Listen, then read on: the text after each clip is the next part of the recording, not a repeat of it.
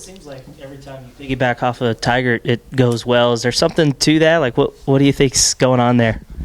I don't really know. Last year when he started making starts and I would relieve him, we joke around and just say it's like a 1-2 punch.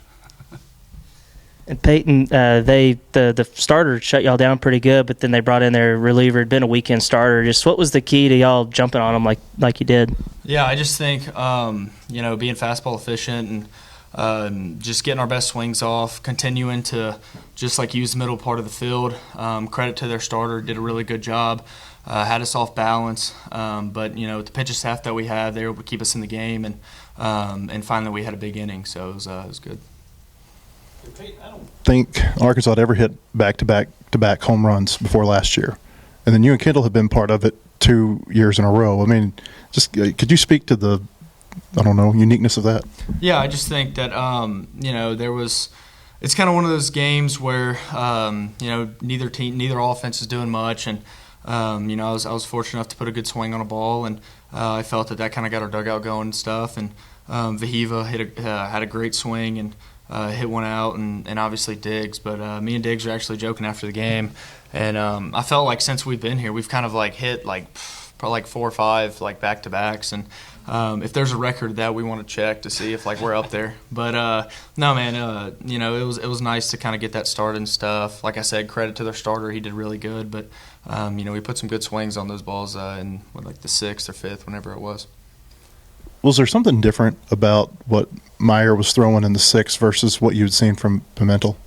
Yeah, I just think that he was commanding the zone. He was, or at least at the start. My first at bat up there, he threw me some good fastballs, and I was just trying to stay to the middle part of the field, and eventually he hung a changeup, and I put a good swing on it. But they got a good team, and y'all know the SEC is really hard to win in, so it's huge to win on Friday and Saturday. Well, just you're the reliever, but I think you might be second in the team in innings. I mean, do you carry at all a starter's mentality when you go out there that you want to eat as many innings as possible, or is it you're not really thinking like that? I don't really typically think like that. I kind of just go until I'm told that I'm not going any longer, and then I really enjoy it coming out of the pen just because you don't really know when you'll come in, so you got to just be in the moment.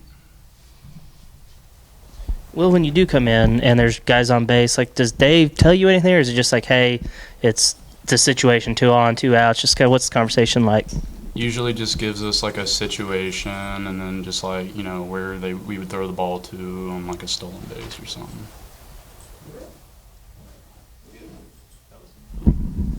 Yeah, Peyton, what do you think it says about y'all's preparation that y'all were able to jump on that reliever right away just as soon as they went to the bullpen? You guys knew exactly what to expect and were able to put good swings on it. Yeah, I think a lot of credit goes to Coach Thompson and our hitting staff, Coach Wernes.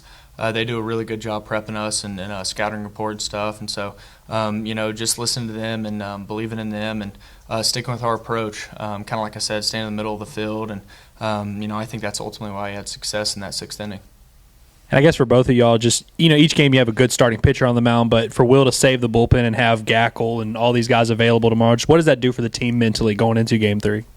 Yeah, it's huge. As a hitter, to knowing that we have, a guy like Mac that can just chew up innings, throws a ton of strikes, veteran guy, very experienced. And so for him to go out there and, 5 or 6 run lead in the SEC, it can flip on you quick. And so for him to go out there after that big inning, give us a shutout inning, that was huge. Kept the momentum back on us. But it's going to be huge, man. It's hard to sweep a team in the SEC. And so as long as, you can have as many guys on Sunday, it's going to be huge for us. I think it's pretty big for a guy like Molina who's going to pitch on Sunday, knowing that there's plenty of arms behind him where he doesn't have to go 7, 8 innings and try and go the whole game, where we got plenty of guys that can back him up. Peyton, I guess you mentioned you and Kendall hitting back-to-back. Do y'all say anything to each other, especially after one of y'all hit a home run, that, maybe you could give something to the other if y'all are both lefties? Yeah, definitely, if one of us hit a home run or put a good swing on a ball, kind of before going back to the dugout, just kind of little quick, 5-second. This is kind of what he threw. This is kind of like what you need to expect. But Kendall's a great hitter, and we're very lucky to have him. Not facing him, but just little kind of side convos. Maybe 5-6 seconds, but nothing in particular. No. I actually was just so fired up. I was kind of scared. I gave Gage, our bat boy, a concussion. I thought I hit him too hard, but not today. Peyton, what's it been like watching Ross Lovich go against his former team and have the success he's had the last 2 days? Yeah, so I think Ross, honestly, since as every at bat that he has, he's made the most of it. He looks really comfortable in the box, really confident. And when you have a hitter like that, that's locked in like that, you know that he's probably going to get a hit, and or at least expect to get a hit. And baseball is really hard, so you got to go up there and just let it fly. And I feel like that's what he's done. But it's super cool for him to be able to come out here and play well, especially against Missouri, being his former team. But super proud of him and all the work he's put in. Thanks. Appreciate it, guys.